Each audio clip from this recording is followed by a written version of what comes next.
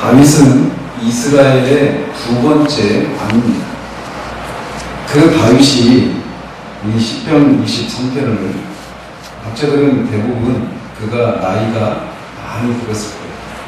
노년이었을 때 그가 70살에 하나님께로 돌아갔는데 노년 때에 이 시편을 지었을 것이다 이렇게 얘기를 합니다.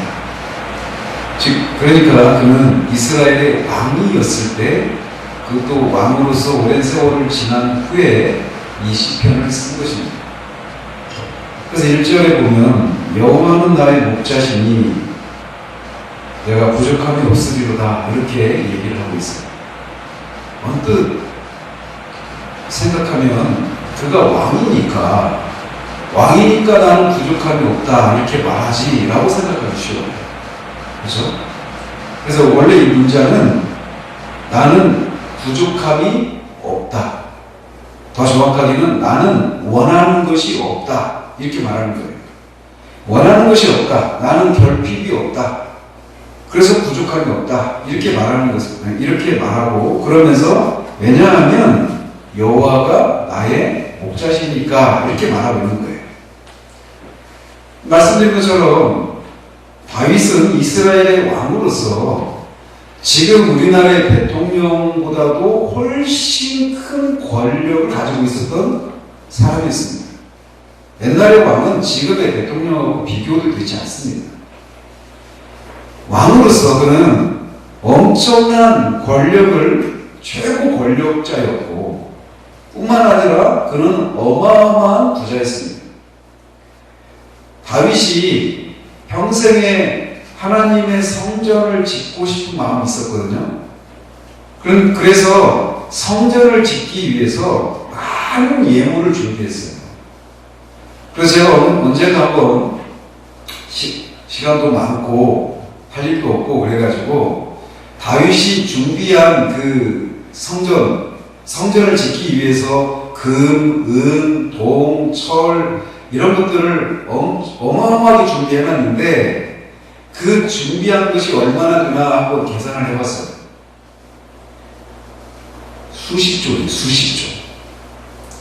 수십조. 이게 돈이 개념이 잘 안 잡히죠? 여러분이 하루에 8시간 나가서 일을 하는데 하루에 1억씩 번다고 생각해보세요. 어마어마하게 버는 거잖아요? 1년 벌면 365억입니다. 그렇게 하루에 1억씩 10년을 벌면 3,650억이에요. 100년을 벌면 3조 6,500억이에요. 그거의 몇 배. 그러니까 몇백 년 동안 하루에 1억씩 몇백 년 동안 벌어야 된 그 돈을 성전을 짓기 위해서 준비를 해야 합니다. 그러니까 어마어마한 부자겠죠. 그죠? 어마어마한 부자에다가 최고 권력자였어요. 그러니 자기가 하고 싶은 것 모든 걸 다 했겠죠. 그죠? 자기 부인도 10명이 넘었어요. 거기서 많은 자녀들을 낳습니다. 큰 권력, 최고 권력을 쥐었죠. 어마어마한 부자죠.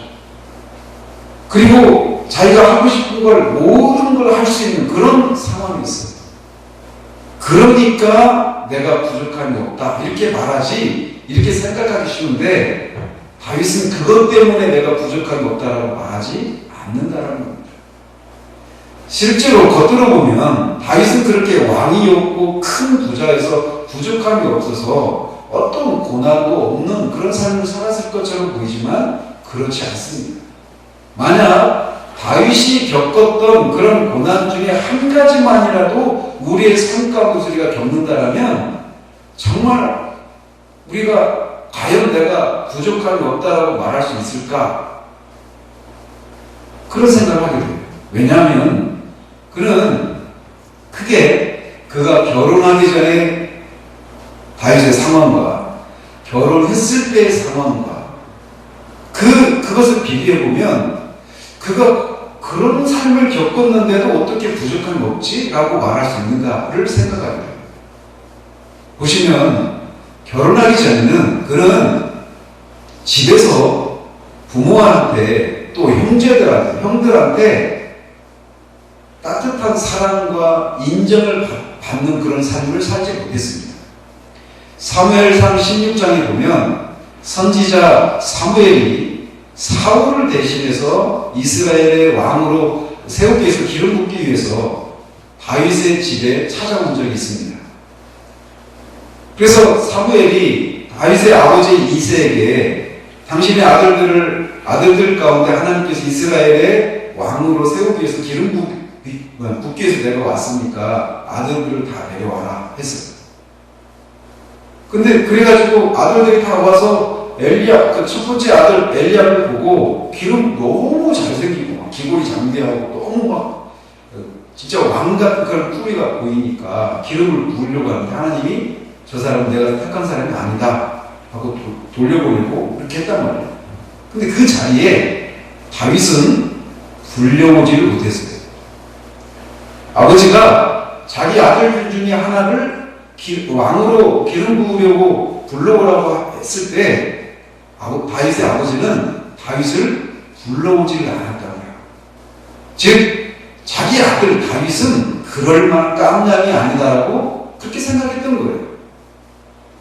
그리고 뒤에 보면 골리앗과 전쟁을 하고 있는 그 상황에 다윗이 그 형들한테 음식을 날라다 준 적이 있는데 거기서도 형들이 다윗을 굉장히 막 전라도로 깜봤어요.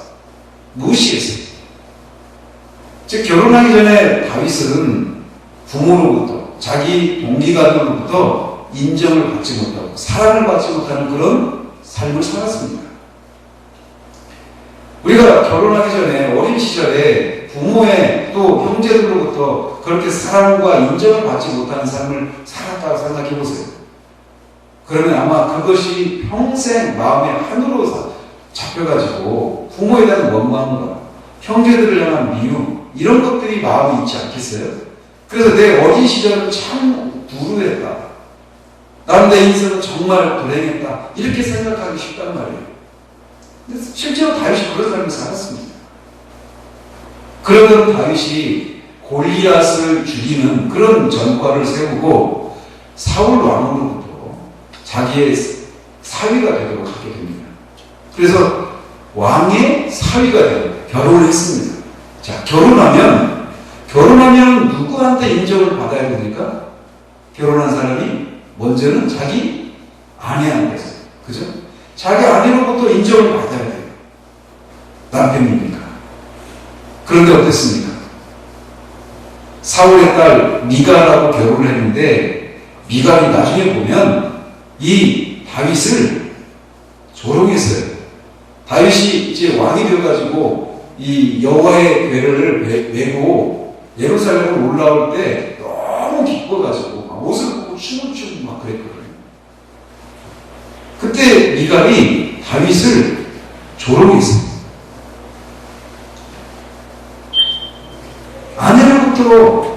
여러 아내가 있었지만 아내로부터 다윗을 인정을 받지 못했어요. 뿐만 아니라 장인어른인 사울 왕으로부터도 인정을 받지 못한 정도가 아니라 살해 위협을 받았습니다. 그래서 10년이 넘는 세월 동안 계속 이쪽 광야에서 저쪽 광야로 다른 나라로 이렇게 망명 생활하고 도망자 생활을 해야만 했다는 거예요. 결혼을 했더니 아내나 장인이 자기를 인정하지 않는 걸 넘어서 자기를 죽이려고까지 하는 그런 결혼 생활이었어요. 자, 여러분이 결혼을 하셨는데 여러분의 시아버지나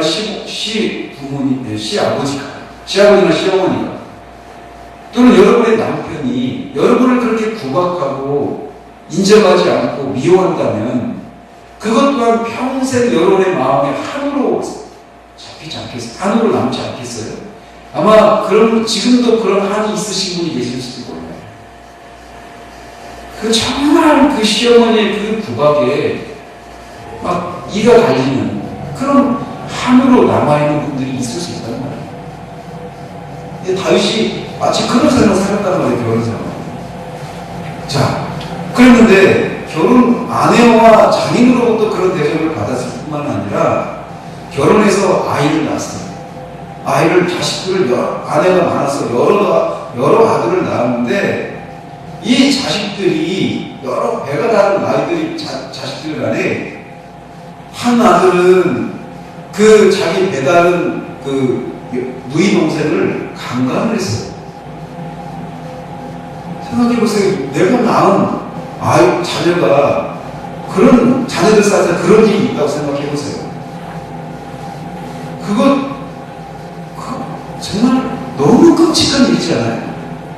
뿐만 아니라 그러니까 그 강간을 당한 그 누이의 오빠가 강간을 한 자기 형을 죽여버렸습니다.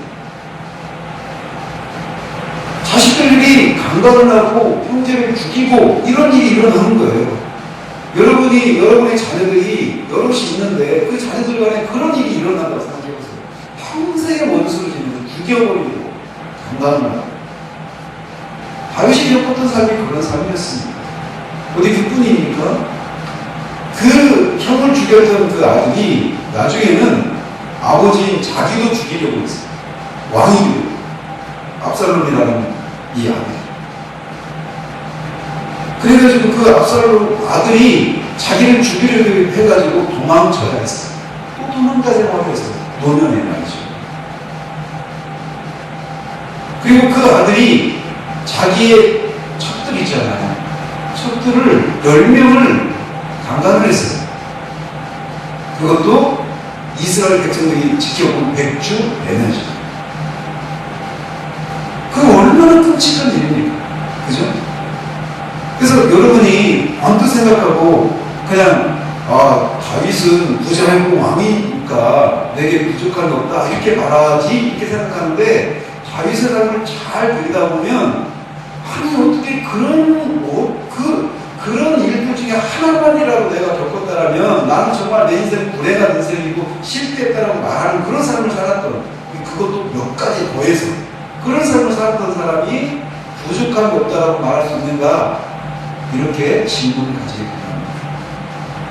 즉 다윗은 내가 부자고 왕이니까 부족한 게 없다라고 말하지 않는다는 겁니다. 왜 부족한 게 없다라고 말하느냐? 여호와가 나의 목자시니까 라고 말하고 있습니다.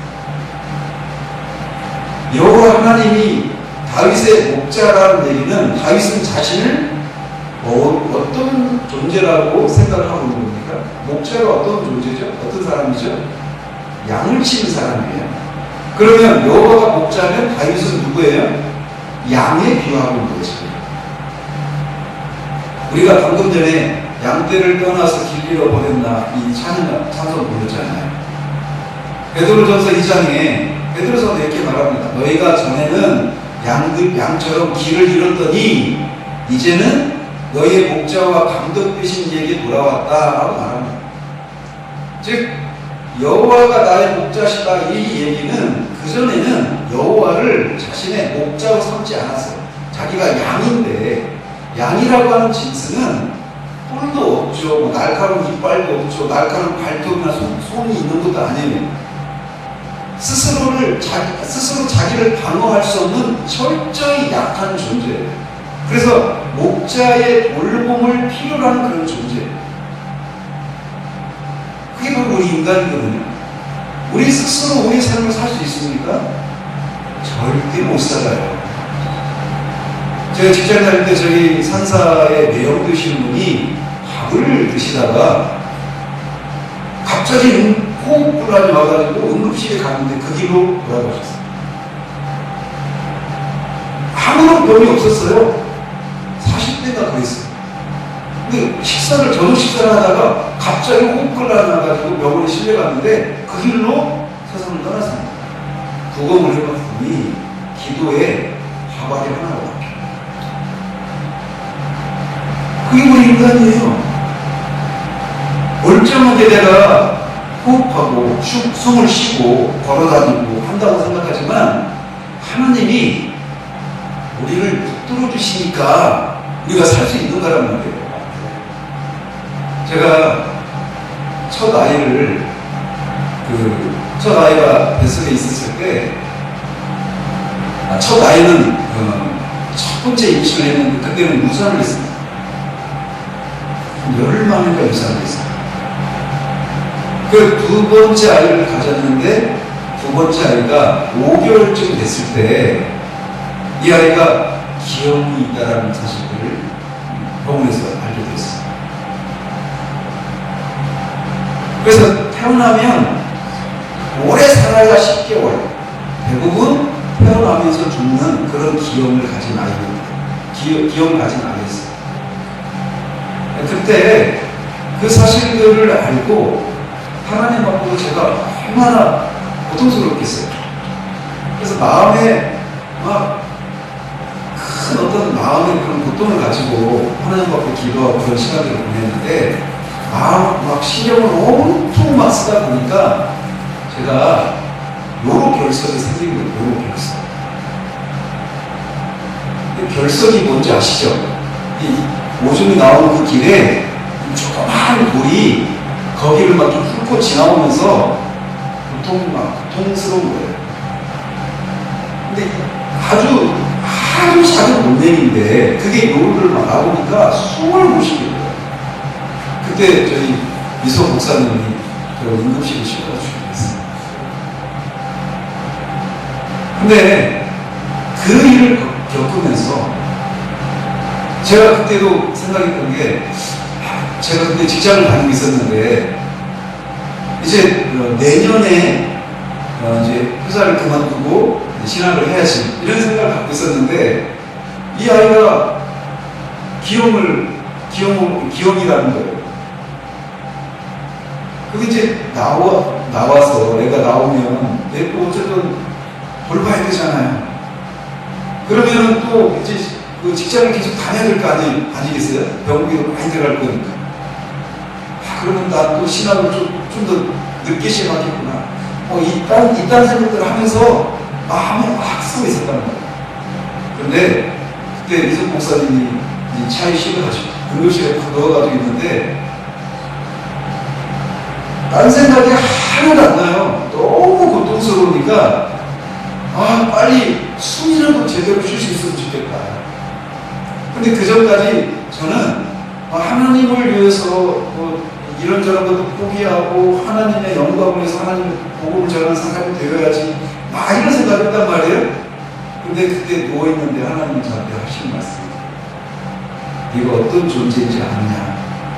그 조그만 돌 하나가 이 몸을 뚫고 지나갈 때 네가 숨만 쉴 수 있으면 좋겠다. 그런 생각밖에 못하는 존재가 아니냐.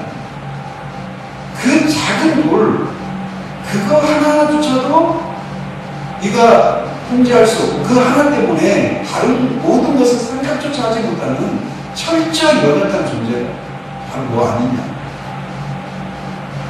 그렇습니다. 우리 인간이 그런 존재예요. 우리는 철저히 연약한 존재입니다. 그래서 양과 같은 존재들이에요. 그런데 이 양이 이사야서 53장 6절에 있는 것처럼 우리는 다 양 같아서 각기 제 길을 갔다라고 말하고 있는 것처럼 우리의 불필요한 본성이 우리의 죄를 가지고 태어나는 우리의 본성이 하나님의 뜻대로 살아가는 것을 원치 않아서 내 마음대로 살고 싶어서 그렇게 우리의 삶을 살아갔던 사람들이 바로 있는 거죠. 양임에도 불구하고 그래서 철저히 우리의 목자 되신 여호와 하나님의 돌보심과 인도하심을 받으면서 살아야 되는데도 불구하고 아니에요. 나는 하나님의 뜻대로 살기 싫어요. 나는 내 마음대로 살 거예요. 그래서 내가 살고 싶은 삶 살 거예요. 나가면서 하나님을 떠나서 살았던 사람들이 바로 우리들이었단 말이에요.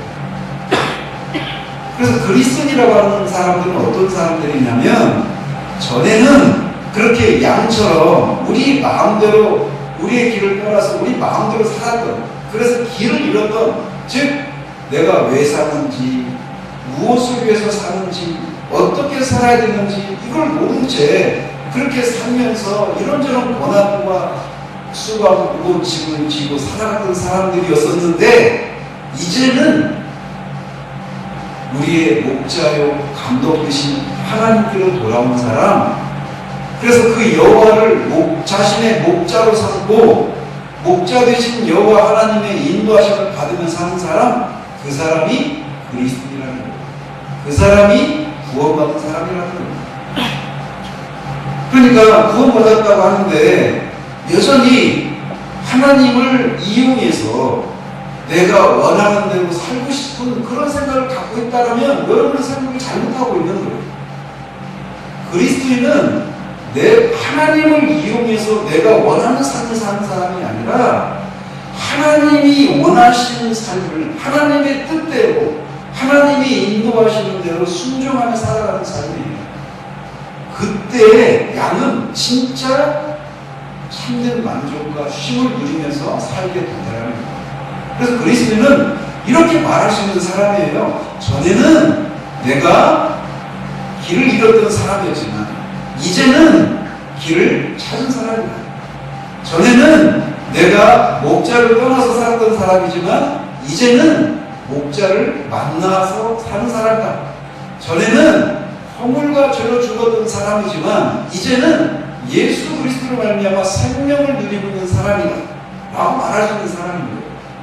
그래서 그리스도인은 전에는 이라고 말할 수 있는 상태에서 이제는 이라고 하는 상태로 옮겨진 사람, 이 사람이 그리스도입니다. 그럼 어떻게 그런 상태로 옮겨질까요? 어떻게 우리가 양처럼 우리 길을 떠나서 내 마음대로 막 그렇게 헤매던 그런 삶에서 삶을 청산하고 목자 되신 그 하나님의 인도를 받는 그런 삶을 살게 될까요? 우리 스스로는 그 삶을 살 수가 없습니다. 양은 고집스러워서 그냥 자기가 가고 싶은 대로 갈 뿐이에요. 그럼 어떻게 그런 상태로 목자에게 돌아올 수 있느냐? 목자가 우리를 찾아오는 겁니다.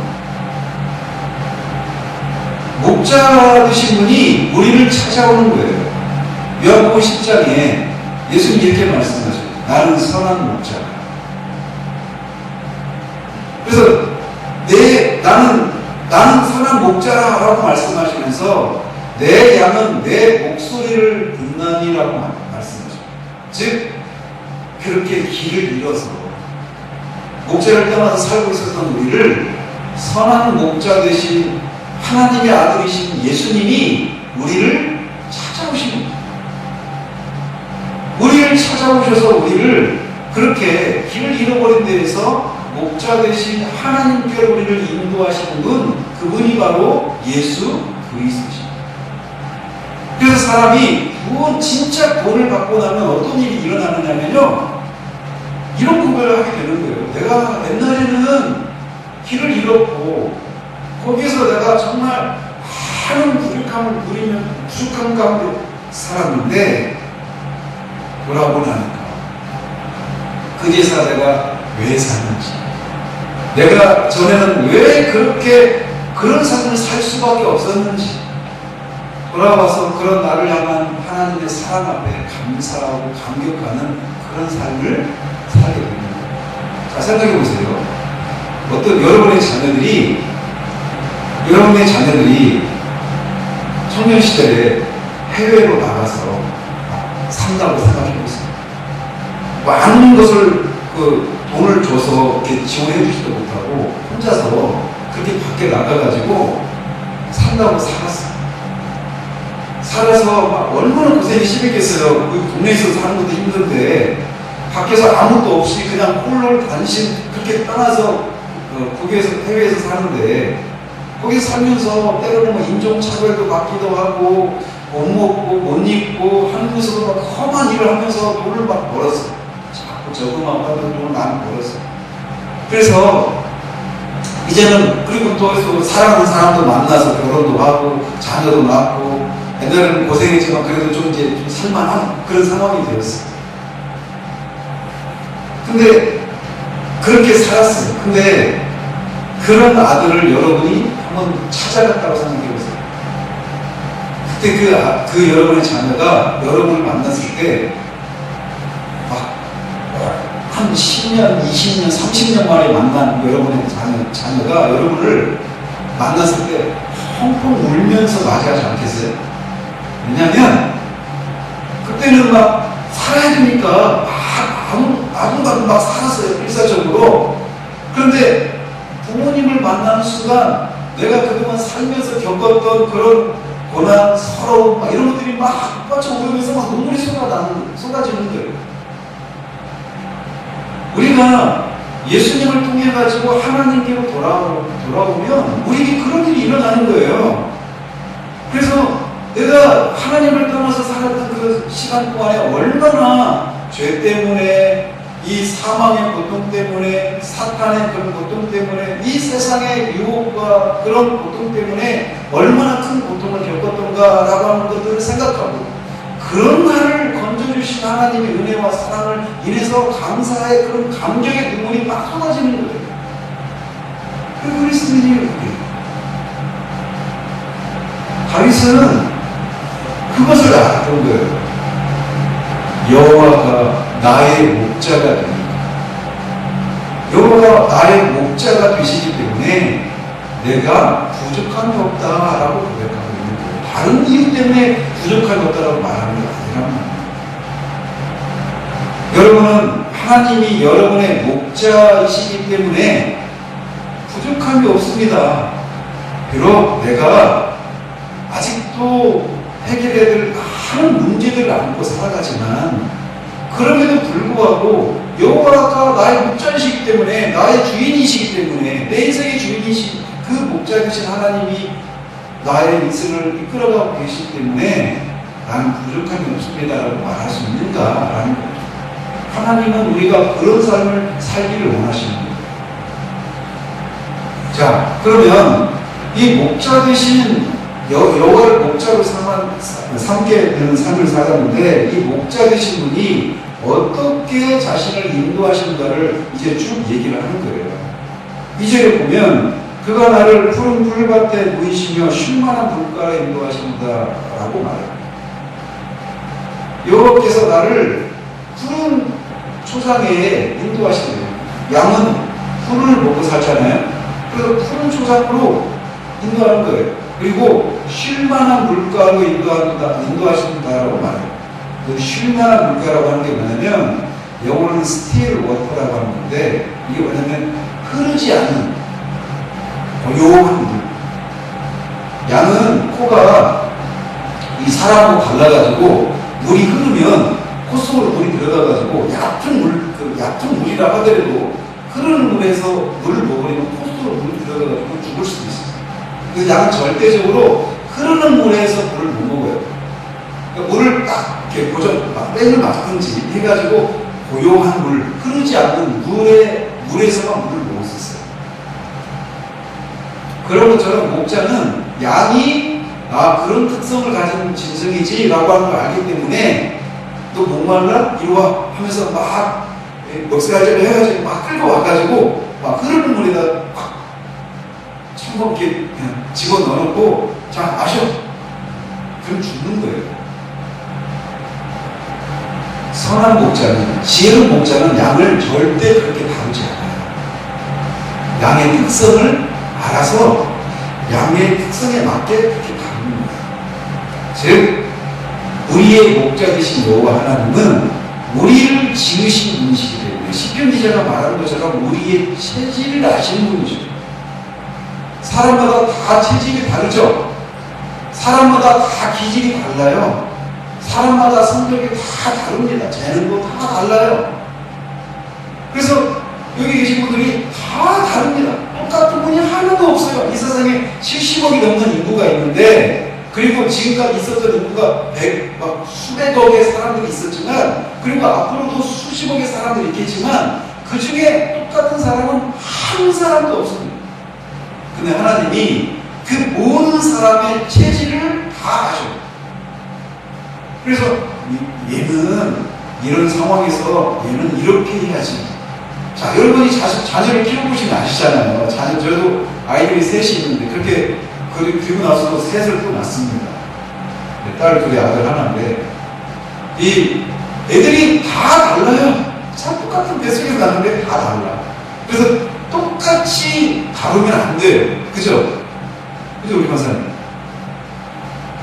애들을 똑같이 다루면은 싸움 나요. 애들한테 어떤 아이는 만족하는데 어떤 아이는 불만이야.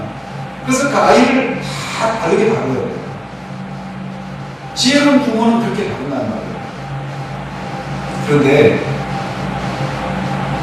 지혜의 근원이신 하나님은 오죽 하시겠어요. 우리의 체질을 다 아셔요. 우리는 간혹 이런 생각 하잖아요. 아, 하나님, 나도 저 집사님처럼, 저 권사님처럼 나를 인도해 주시지. 목사님, 저도 그래요. 하나님, 저 목사님처럼, 저 교회처럼 저를 인도해 주시지. 이런 생각을 한단 말이에요. 근데 하나님은 우리가 누구인가를 너무나 완전하게 아시는 하나님이에요. 그래서 다른 사람을 다루는 것처럼 우리를 다루지 않아요. 우리에게 가장 필요한 것이 무엇인가를 아셔서 우리에게 가장 좋은 것, 가장 선한 것, 선한 방식으로, 지혜로운 방식으로 우리를 인도하십니다. 그래서 양의 행복은 어디에 있느냐?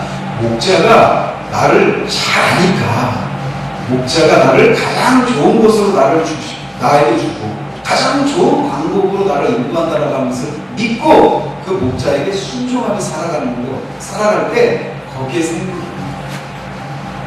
그러니까 다른 사람을 보면서 하나님 왜 나도 저 사람처럼 저렇게 물질의 복 좀 주시지. 야, 그래요. 하나님 잘 살릴 텐데. 그런데 그 사람은 많은 물질을 가져도 시험에 들지 않지만 나는 물질 때문에 시험에 들 수 있기 때문에 하나님이 주시지 않는 거예요. 아, 하나님, 나는 저 사람처럼 건강하게 좀 나를 그렇게 해주시지. 그럼 주님 열심히 살릴 텐데. 근데 다른 사람은 그렇게 할 수 있어도 나는 건강하지 않기 때문에 하나님을 더 의지하게 만들기 위해서 건강을 안 주시기도 한단 말이에요. 그래서 하나님이 우리의 상황을 다, 우리의 체질을 다 아시기 때문에 우리에게 가장 필요한 것, 가장 좋은 것을 우리에게 주신다는 거예요. 그게 신앙이에요, 신앙. 우리가 신앙생활 한다고 그러잖아요. 신앙이라고 할 때 그 신앙이 믿을 신자 바라볼 암자예요. 믿고 바란다. 이게 신앙생활인 거예요. 뭘 믿어요? 누구를? 하나님을 믿는 거예요. 하나님이 나의 목자셔서 나의 체질을 아시고 성경을 통해 계시해 주신 대로 하나님이 나에게 가장 선하고 가장 좋은 것을 주시고 가장 나는 이게 필요해요 라고 말하는데 하나님은 아니야. 너는 네가 생각할 때 그게 필요하다고 생각할지 모르지만 내가 너 잘하는데 지금 이 상황에서 너한테 가장 필요한 건 이거야 라고 하시는 그 하나님의 뜻에 우리의 뜻을 자꾸 맞추면서 그렇게 살아가는 사람, 거기에서 진짜 행복이 있는 거예요. 그래서 어떤 사람 보기에는 아니, 날마다 그렇게 아프고 예수 믿는다고 하면 왜 그렇게 날마다 아파? 예수 믿는다고 하면 왜 이렇게 그렇게 찌질이 분상받게 살아? 이렇게 하면 그렇게 말할 정도로 고통을 겪고 있는데도 불구하고 그 하나님의 뜻에 내 뜻을 이렇게 맞추면서 살아가는 데서는 그 참된 행복, 만족, 그건 세상이 알 수도 없고 줄 수도 없어요. 그 진짜 행복, 진짜 만족을 누리면서 살아가기 때문에 아니 그 비밀을 모르는 사람들이 볼 때는 저 집사님, 저 권사님 저렇게 지금 얼굴에 그렇게 웃음이 나올 상황이 아닌데 근데 왜 웃고 살지?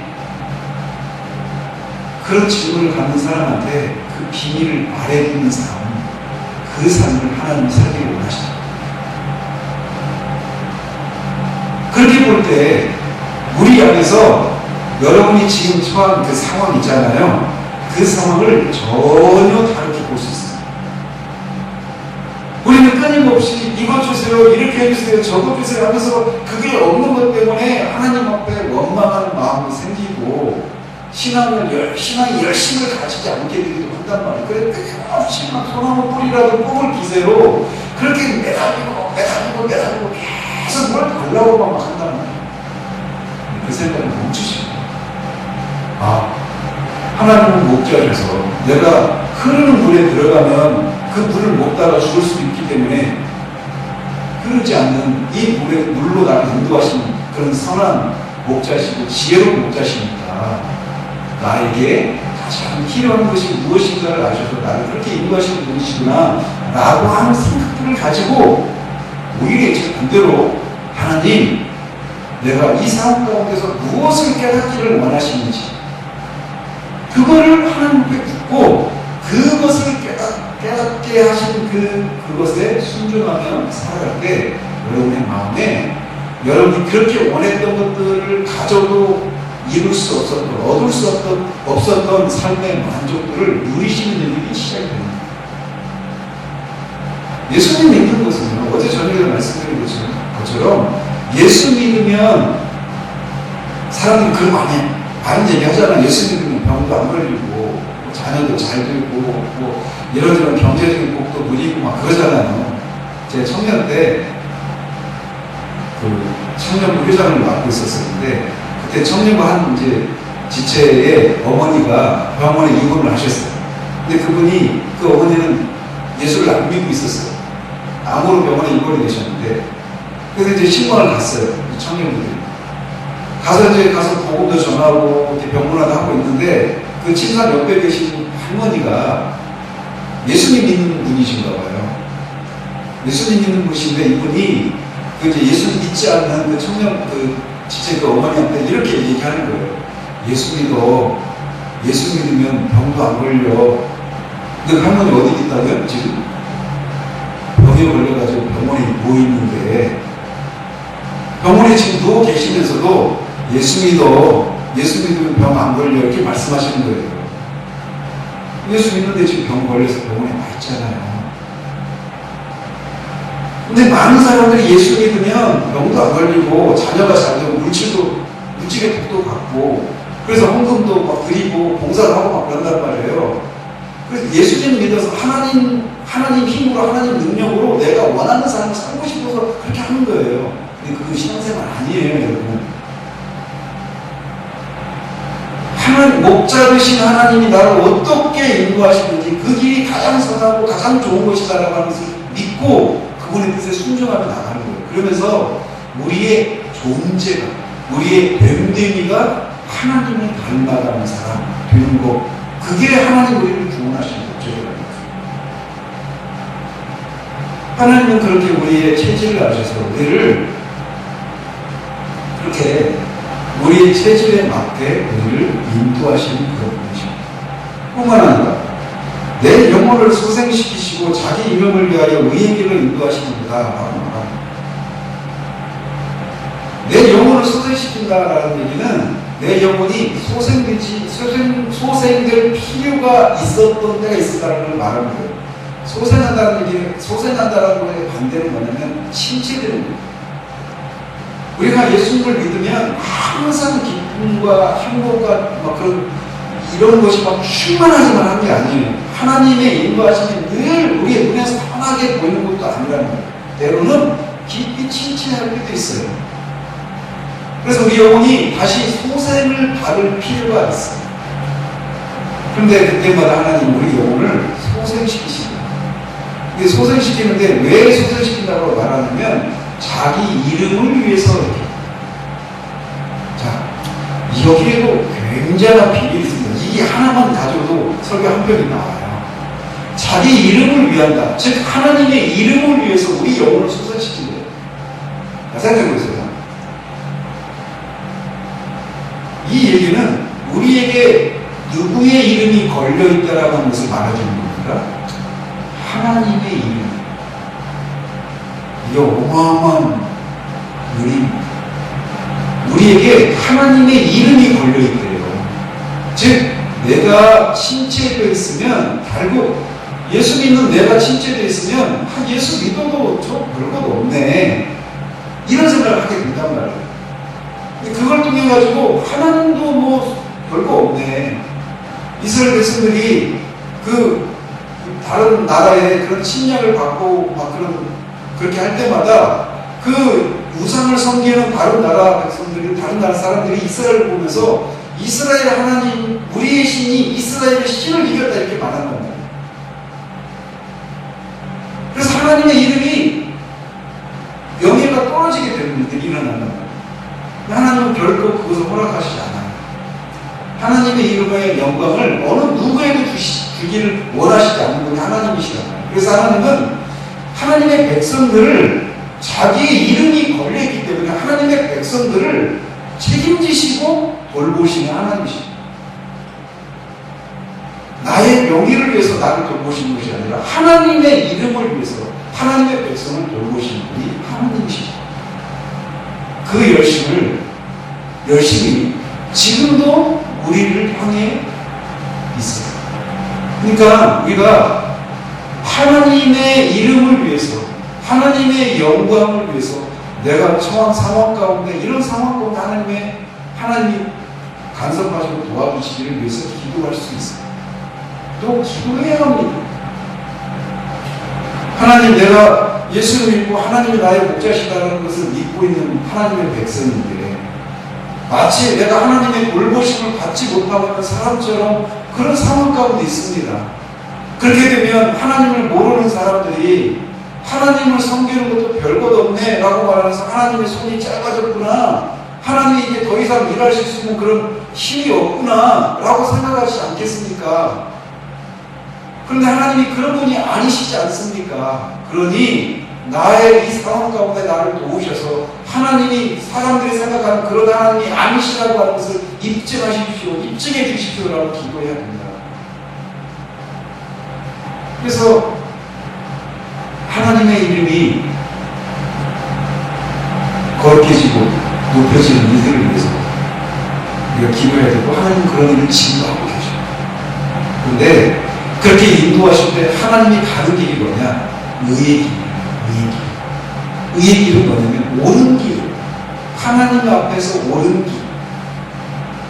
우리가 보기에 옳은 길이 아니라 하나님이 보시기에 옳은 길. 우리가 예수를 믿는다고 하면서도 마음에 만족이 없고 기쁨이 없는 이유 중 하나 뭐냐면 우리가 스스로 판단하는 거예요. 우리가 보기에 이게 옳은 길이야 라고 생각한단 말이에요. 하나님이 보시기에 옳은 길, 그 의의 길로 하나님을 인도하셔요. 여러분의 삶을 한번 쭉 돌아보십시오. 70년, 80년 이렇게 살아오시면서 그것을 볼 때 우리가 만족이 있어요. 저희 교회에 한 집사님이 그 자녀가 자폐가 있는 아이가 있어요. 이제 지금 아이가 아닌데 23살이가 됐습니다. 근데 그 집사님을 제가 처음 만난 게 그 아이가 초등학교 4학년 때였어요.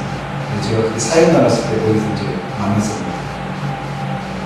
근데 그분 집사님 남편은 이 자폐까지는 아닌데 자폐 성향을 갖고 있는 남편이에요. 믿지 않는 남편이에요. 근데 남편한테 기댈 게 하나도 없어요. 자식도 그러네. 근데 교회를 다니고는 있었는데 구원받지 못한 상태로 다니고 있었어요. 근데 어쨌든 우여곡절 끝에 어쨌든 그분이 진짜 예수를 믿게 됐어요. 그리고 이번 주도 고백하는 게 그래요. 그 예수님을 믿고 이분이 자신의 인생을 바라보는 시각이 완전히 바뀌었어요. 예전에는 그분한테 누구도 말을 못 붙였어요. 어둡고 우울하고, 그리고 자녀들을 향해서 남편을 향해서 막 가시 붙이는 그런 말들, 행동들, 그분이 어떤 기쁨도 없었어요. 예수를 믿고 진짜 하나님 주신 생명을 누리기 시작하니까 그 자녀를 돌볼 수 있는 사람이었어요. 이번 주도 같이 모인 자리에서 고백하는 거예요. 늘 기쁨이 있어요. 제가 얼마나 큰 의지가 되는지 몰라요. 예수를 믿는 것은요, 진짜 그런 게 바로 삶의 능력인 거예요. 아픈데도 아픈 것 때문에 그냥 우울하고 불행하고 이게 아니라 그런 상황임에도 불구하고 그것을 능가하는 기쁨을 누리는 삶, 그게 진짜 능력 있는 삶이잖아요. 그죠?